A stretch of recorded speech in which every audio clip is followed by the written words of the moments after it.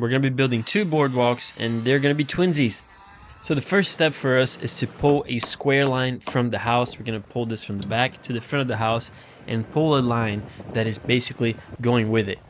That line is basically going to serve as a guide for when we build the boardwalk, that the front end and the back end are the same distance and basically build square with the house. Now that I've set my first post, I can measure it from post to the line, and that's the measurement that I'm going to need to follow for every post going forward. Now this boardwalk is a little bit more complex than normal because it's being built at a slant. So if we ran this level, by the time it got to the beach, it was going to be way too high, and so therefore we're going to bring it down at a slant for as long as we can until we get to the last bay, and then we'll level out for a reasonable stair height. Lines are our best friend when we build boardwalks, so we're going to run another one, and this is going to be basically the line that we're going to follow, kind of like how you do when you build fences. We're going to set this line on a temporary structure that we're building so that we can kind of follow it all the way down the beach. It's a lot easier to use hand signals when you're working this far.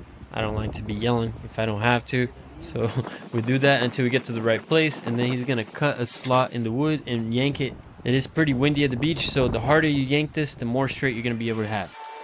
Everything was going great until we hit this little pebble.